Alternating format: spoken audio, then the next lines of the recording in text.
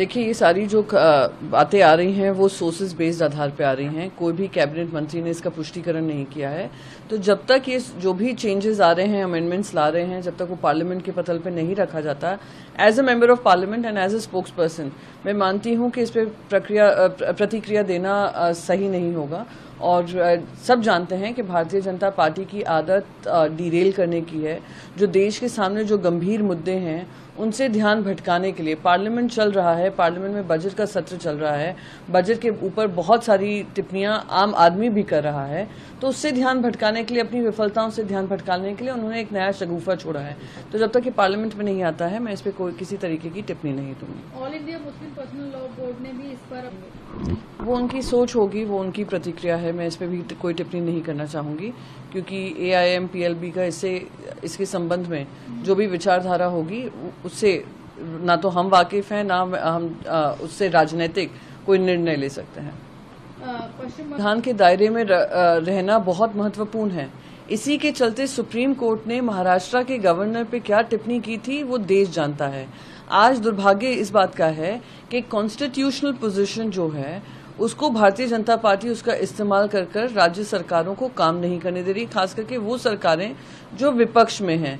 महाराष्ट्र का तो supreme court ने बाकायदा कहा हुआ है, वेस्ट बंगाल में भी हमने देखा है, केरला में भी हम देख रहे हैं, तमिलनाडु में भी देख रहे हैं, किस तरीके से उनकी सरकारों को मजबूर किया जाता है, उनके कानून नहीं पास करते हैं, उनके डिसीजंस पे बैठे रहते हैं और फिर इस तरीके के आरोप प्रत्यारोप लगाते हैं। जी, असम के सीएम के मुख्यमंत्री को कोई केंद्र में सीरियसली नहीं ले रहा है और ना ही असम के हिंदू उनके साथ खड़े हुए हैं। जिस तरीके से वो इररिस्पॉन्सिबली कमेंट्स करते हैं, इररिस्पॉन्सिबल भड़काऊ स्टेटमेंट्स देते हैं इस उम्मीद में कि किसी तरीके से वो एजेंडा सेट कर पाएंगे, वो उसमें विफल पाए जा रहे हैं। इसलिए ना केंद्र सरकार में उनकी सुनवाई, ना राज्य सरकार के लोगों पे जनता का भरोसा।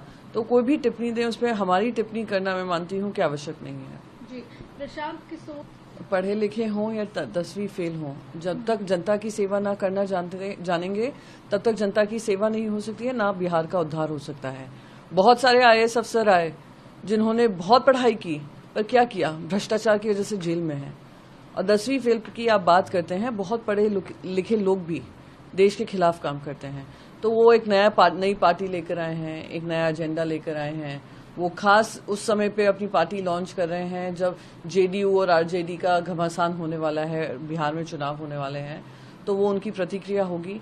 पर ये मानकर चलना कि सिर्फ पढ़ा लिखा ही आदमी देश को आगे बढ़ा सकता है और जो कम पढ़ा है उसको समझ नहीं है, ये बहुत ही गलत बात होगी और दुर्भाग्यपूर्ण होगा। इतिहास गवाह है देश का कि जो लोग कम पढ़े लिखे हैं, अगर उनकी देश सेवा और देश को आगे बढ़ाना उनका मन है, अपने राज्य को आगे बढ़ाना उनका मन है, तो आगे बढ़ाकर ही रहेंगे।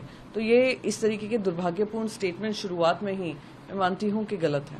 अगर आप ये वीडियो YouTube पर देख रहे हैं तो हमारे चैनल को सब्सक्राइब करें और बेल आइकन को दबाना ना भूलें। अगर आप Facebook पर ये वीडियो देख रहे हैं तो हमारे पेज को लाइक करें।